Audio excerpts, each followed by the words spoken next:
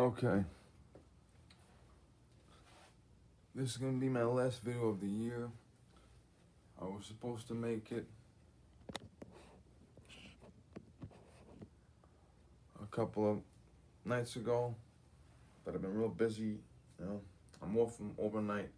Last night, tonight, and Christmas night, so I'm gonna rest a little bit. We're gonna talk about the Bondi shooting. Want to make sure this thing's on? I got it at an elevation right now. I have a whole bunch of books on top of it, so you can see my head. The Bondi shooting happened at Bondi Beach when they were having a Hanukkah celebration. Now keep in mind this is a beach, so there were other guys there in addition to Jews. Now I'm gonna put the link below to a guy in Australia who shows you how they store their guns there. Like safes are mandatory and stuff like that. He has a safe where you have the rectangular body and a separate compartment above, kind of like a high school locker, for most of us that remember. And it's like a separate area, so the guns go in here, ammunition goes up here, separated, because in Australia they want the guns unloaded and separate all times. Whether it means separate safe or a separate part of the safe, that's okay. They require a lot of licensing. There's no such thing as a semi-automatic period. I mean, they require a lot of licensing for this, license for that, background check, references, if you had a head injury, if a doctor's note, and you're gonna see how he stores his guns. Sometimes the bolt is taken out, or it could be tied with a zip tie, or it could be somehow disabled, but you can't have the gun functioning. The gun has to be disabled when it's at home. Okay, and you prepare it when you go to the range and shoot it there. Handguns, you need to be a competition shooter to have a handgun. This handgun, this competition, this handgun, this competition. You need to have your attendance taken. You have to attend several competitions a year, several practices a year, and have your attendance taken. And if you're not keeping up par, they can take your handguns away. Now I'm thinking to myself, what if a woman gets pregnant and she can't shoot for a couple of months? Or what if someone has heart problems or heart surgery or cancer and they can't shoot because they have to go into treatments? Will they get an exemption? Good question. The other video I'm going to put down is a fan sent a care package to Eric and Barry. Yes, Eric and Barry. From Australia. Several printouts of the paperwork they have for guns in Australia. Explanations of some stuff, also some gifts that he was given. In Australia, according to this man, they have no concept of concealed carry. This license, he was going to explain what the licenses are for this gun, that gun, this safe, that safe, how to store. He got into all that, so you can go check that video out, and they'll explain it from his point of view.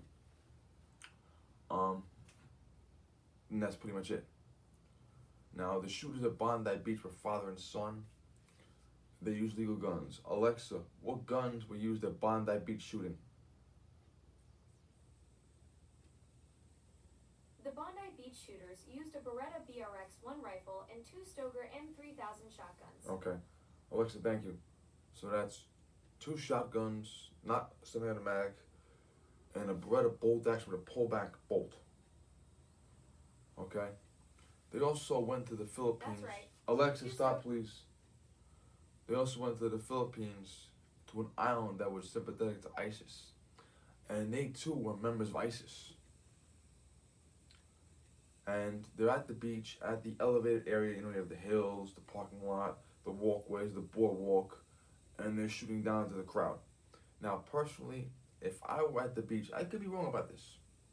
If I were at the beach and someone was shooting at me, if I'm in the water, I would stay in the water. Because A, the water is further away from the shooter. B, bullets cannot go through water like in the movies. And C, if I'm in the water low as possible, head above water, not out of the water a little bit, I'm a lesser target. Could I still get killed? Of course. But I'm less likely to be killed than the guys running out of the water towards the shooter. and there were guys running for rocks, trees, walls, anything they could hide behind. Obviously, if the shooter's in a boat, if the shooter's in a lighthouse, if the shooter's on a pier, then he has a different vantage point. But if the shooter is up in the boardwalk area shooting out to you, I would stay far away. Now, if you get shot, I'm sorry, but that's what I would do.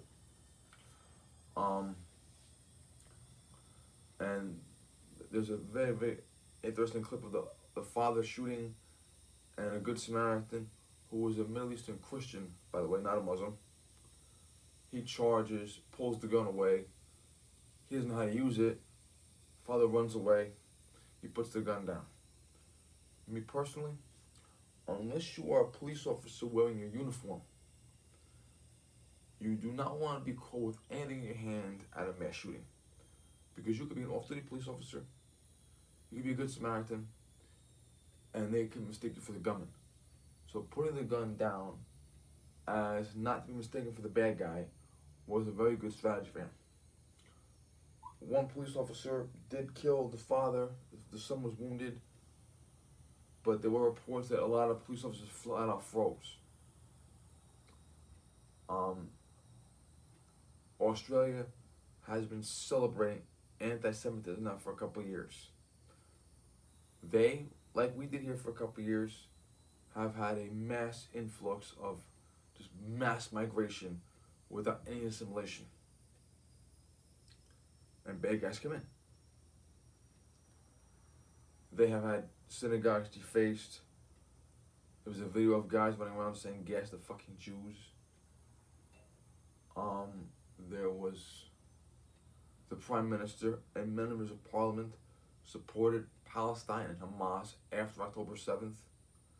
Bibi Netanyahu himself called and said, Bibi Netanyahu called the Prime Minister and told him point blank, listen man, you're supporting Hamas, you're supporting Palestine, your Jews are going to get it. They're in danger. And he was right.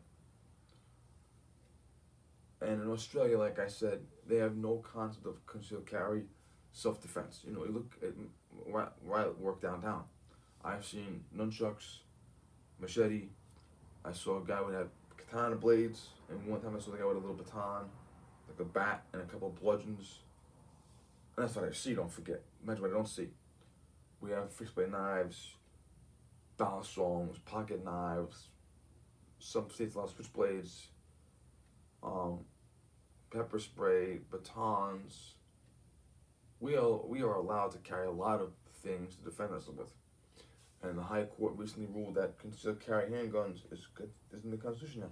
So that's that. In Australia, according to Barry and Eric's fan, you can go to prison for having a pocket knife in your pocket. I also did my own research a couple months ago for other things in Australia before the shooting, and I found out that you can literally be in Australia at a festival. You have the carnivals, festivals, feasts, concession stands, hot dogs, popcorn, whatever.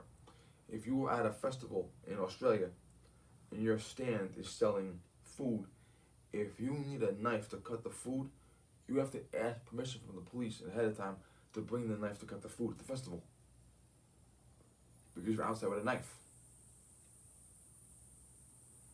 So there's no concept of weapon or concealed carry or defense, none of that stuff. And these guys were apparently legal gun owners. They passed the background check.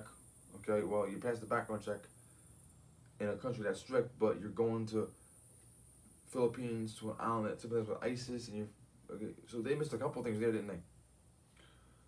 There are no assault clips, assault weapons, thing that comes into the shoulder, none of that bullshit. They had a fucking bolt-action rifle, like a couple shotguns.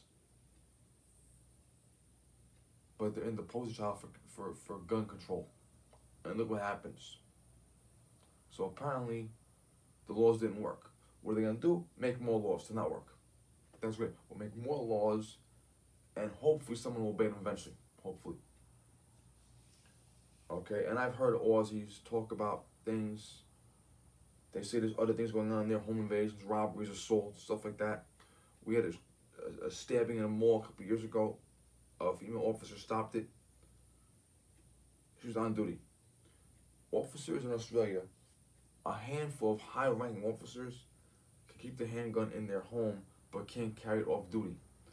Most other officers have to go to the police precinct, put their uniform on, go to the armory, go to their cubby, get their gun, put it on, go on duty, come back, put it away. They are not allowed to carry a gun off duty in Australia, not even a cop. There's no concealed carry in their mind at all. They don't think about it. Even retired cop, active cop, no, there's nothing like that. So, and look what happened. Even in the gun control capital of the planet, look what happens. Look how safe gun control is. Look how much gun control works. You know, you don't want your own citizens to protect themselves, yet when Hamas attacks Israel, you support Hamas. And this is what happens. Now, I was thinking this. I haven't been to the beach in years. I usually go to my timeshares in Disney World, but when was the last time you brought a weapon to the beach? When you go to the beach, you usually leave your valuables in the safe in your room or your cottage or wherever you rent at the beach. You very rarely bring jewelry to the beach, other valuables, weapons. Okay, a lot of times we go to the beach, you know, you may have your family and friends there, and you may take turns watching the stuff. You guys will go in the pool, we'll go in the ocean, we'll sit and wait. You guys will go to the bar, we'll sit and wait. You rotate out. You don't want to have your stuff unattended to.